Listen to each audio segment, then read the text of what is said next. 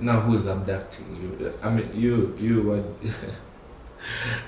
What do you have that is of national interest? You know, my life is worthy. Yes, everybody has a right to life. Yeah, that is one. That is more than enough to put something. Yeah.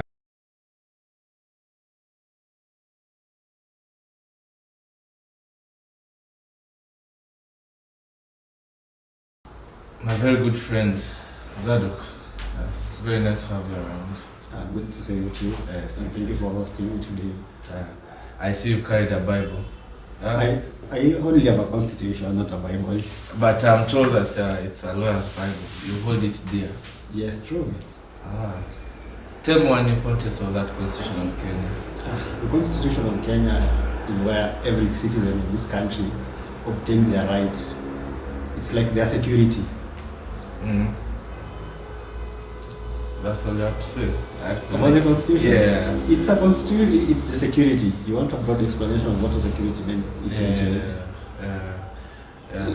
Whatever rights that you need to be exercised in this country are in this book. Yes. All right.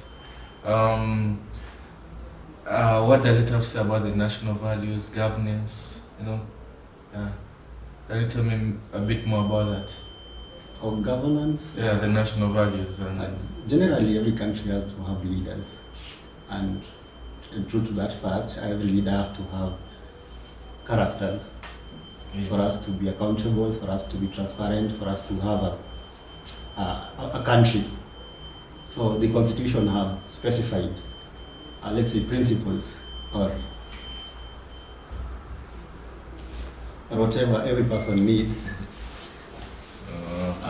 to be an officer in this country. For example, especially the Chapter 6 of the Constitution is very clear that every politician or every leader in this country must be of high integrity. All right. Must not be a criminal. Let me stop you there. I just wanted to know a tiny little bit about the Constitution of Kenya when it was promulgated 2010. 2010. So it's now 14 years old. Almost 14. It's going to turn 14 years old in August. All right. Yes. Today I want you to give me a very deep, detailed course about the Constitution, and that's why I brought you here. I heard you're very good at constitutional law. I'm not sure, but I will find out.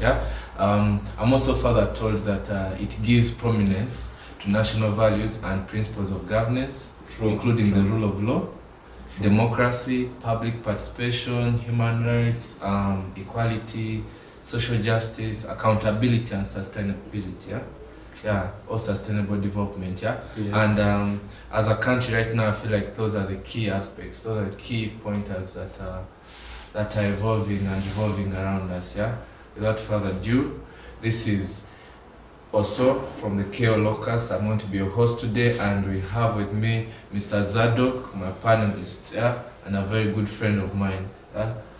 We used to play ball together. You still play? I'm a serious defender. You're a serious defender? I don't think now any of you will be passing me. Nice. That's very good to know. Okay. Yes. It's very good to have you. I've been meaning to have this chat with you. I'll start with our first topic for the day. We'll jump straight to the point. Does the public have a right to documents on government expenditure for transparency in Kenya? Oh, that's a good question. And to start us off, documents are very confidential, and documents can only be released when it's highly needed. And you see how governments operate, you will have to specify why you need such documents. And that is why the country or other country, it has promulgated or enacted laws that help citizens who are requesting for such information. So generally, the Constitution under the Article 35 allows every citizen. First read for me that. You want to confirm? Yes. Article 35 of the Constitution. You want to confirm? Yeah, Article 35 of the Constitution. Did I just say I was a defender? Right. I also defend the Constitution and the human rights. Sure. Read that for us. Yeah. Article 35, this is what it says, so that you don't say, I have no fact. Yeah. Article 35, access to information. Okay. One, every citizen has the right to access to A, information held by the state, and B, information held by another person and required for the exercise or protection of any right or fundamental freedom. Yeah. Subsection 2 of that article, every person has the right to the correction or deletion of untrue or misleading information that affects the person. The last subsection, the state shall publish and publicize any important information affecting the nation. All right. In your own words, how Yes. would you help me digest what? So that basically article- this article trying to tell us that you as a citizen of this country, it's not anyone, you have to be a citizen, right?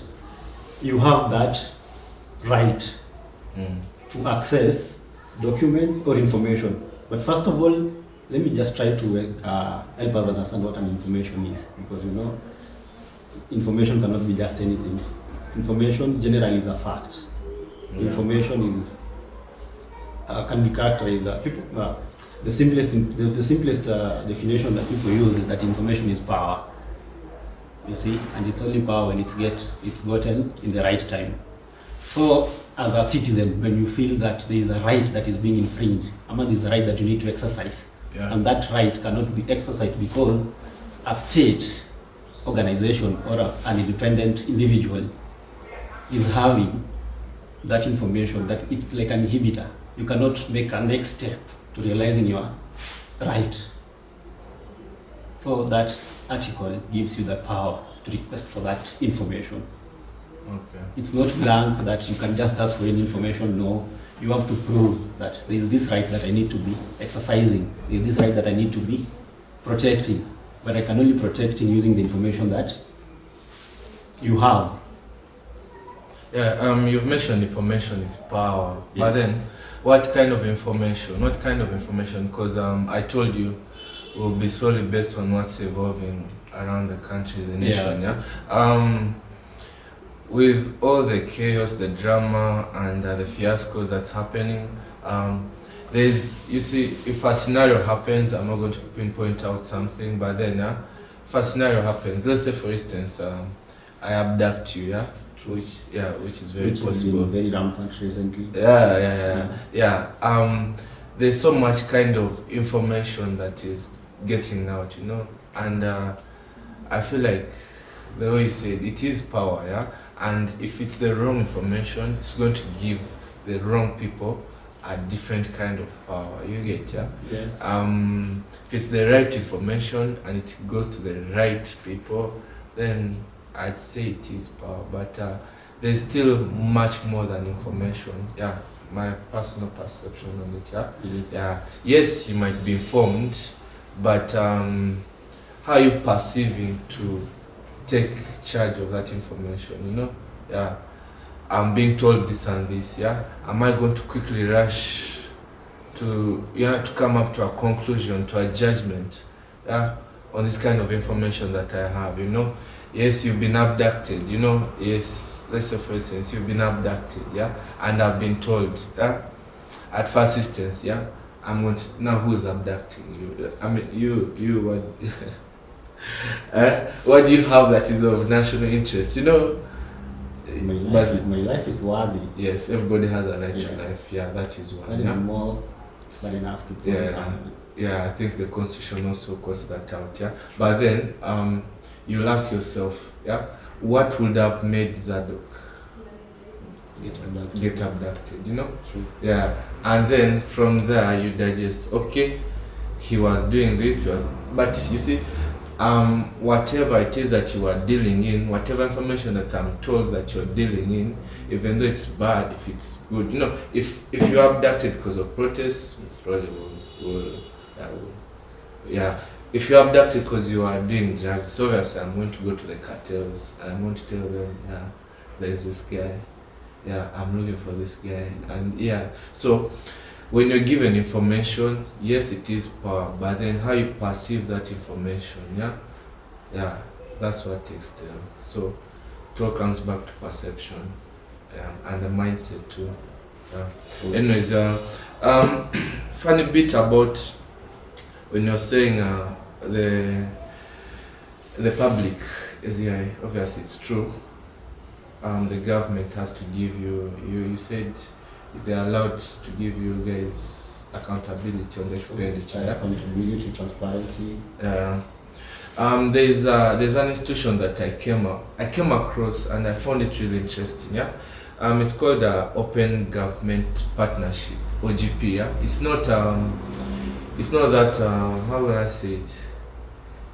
It's not popular. Yeah, it's not popular, but I felt like it's something that should be put out there. Open Government Partnership. Yeah, I think Kenya is a member of that institution. Yeah, and it's like an international institution or initiative that promotes transparent, accountable and responsive governance. Yeah, as part of a government. Yeah, they have to be committed, you know. So Kenya is pledged to enhance public access to information, yeah, including government expenditures. So how do you think these let's say these expenditures can be exposed to the public? Okay, like I said, the country has enacted an act. It's called the Access to Information Act 2016. Sure. So this act has specified how citizens can access such information whenever they are needed, right? So at a first glance, you have to have a need. Why do you need this information? Because generally, if you look at Section 6 of that act, it has, let's say, restrictions on who can access and or what type of information can be accessed. So you have to specify yourself, like through a letter, and in the languages that are required to be used are Kiswahili or English. And then if you look at the act, at the schedules, it also has a form for people who cannot express themselves in writing due to disability, or let's say they're illiterate. There's a way they can be helped through the form, they can fill it out and then pass it out to the relevant officers for action. The act also specifies that whenever they receive any inquiry to grant information to a particular person or up to a particular body, they should act for within 21 days or 48 hours when the information that is needed to save a life. Say, for example, for enforcement of a critical infringement of right. Say someone is abducted and they have not been taken to the court within 24 hours as the Constitution stipulates. So it depends on the nature of information that is requested. So information on budget expenditures falls within this information that may take 21 days before you get your response. So the best way to ask for such information, you need to introduce yourself, a clear description of who you are, your residential address, how are you interested in this information, what causes you to ask for it, and then how is it going to help.